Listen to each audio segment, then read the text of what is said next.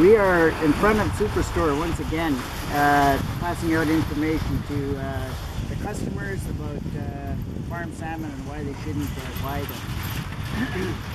them. Lately, there was a Senate committee hearing on fisheries and oceans, and Alexandra Morton attended that.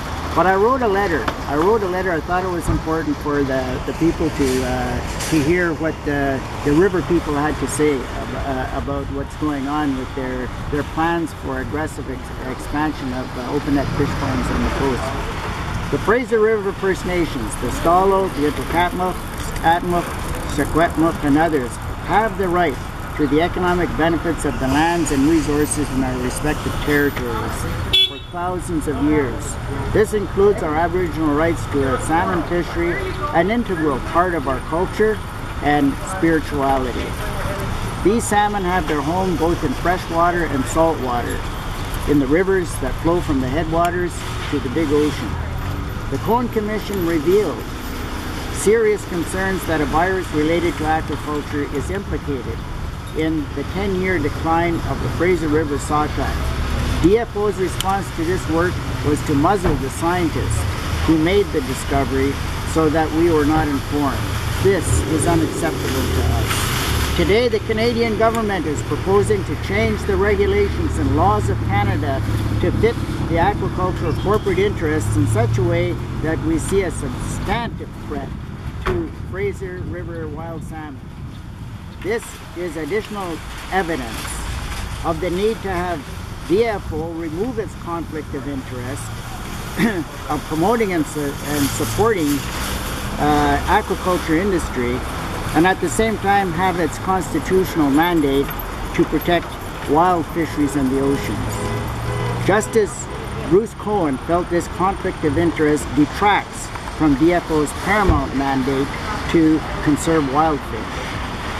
The First Nations of the Fraser River have not given their consent, nor have they even been consulted on the new salmon farm applications on the Fraser River migration route north of the Discovery Islands, including 2 at Hope Island and 1 at Robertson Island.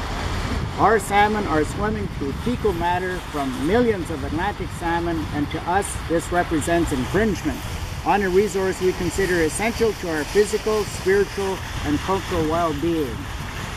It is disturbing that the salmon farm at Sir Edmund Bay near Kingcome Inlet was granted a near tripling in size against the wishes of the local First Nations. We are particularly alarmed about the proposed aquaculture regulation that allowed the killing of fish and for the purpose of fish pathogens, pests, and biofouling control. The legal interpretation of this suggests killing wild salmon to protect farm salmon. Fraser salmon populations potentially carry the IHN virus, lethal to Atlantic salmon, in pens on the Fraser sockeye migration routes. This is not acceptable, as killing wild salmon would likely bring wild salmon to extinction. It has also come to our attention that the fish farmers want a standalone aquaculture act and the right to own their fish in the open net pens. As it currently stands, they cannot own the fish once they enter the sea pens, as it is legally the same ocean inside as outside the pens, and no one can own the fish in the ocean. Granting private ownership of salmon in the oceans cannot go forward without consultation and consent of the River First Nations people.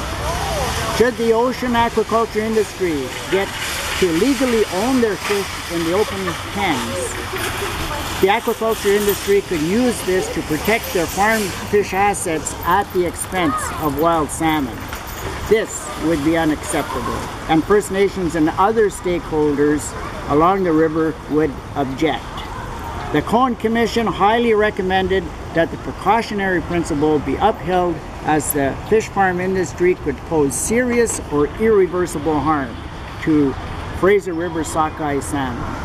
The Department of Fisheries is engaged in a partnership arrangement with the Pacific Salmon Foundation, which has a molecular genetic section headed by Dr. Christy Miller, who is involved in the creation of the Strategic Salmon Health Initiative, a 5-year project to determine the relationship between diseases in salmon farms and wild salmon. Instead of supporting, enabling, and encouraging an aggressive expansion of the aquaculture industry along the Fraser Riverside salmon migration routes, it would be logical to instead stop any expansion, including 9-year license terms offered by the Conservative government, until this 5-year study is completed. In fact, an immediate transition of fish farms into containment on land is the only sensible way to protect both wild and farm salmon. Because of the pace with which laws and regulations that impact Aboriginal rights to a fishery are being made or considered, it is essential and imperative to involve and engage the River First Nations people to address this situation. Thank you for your attention. We'll see you.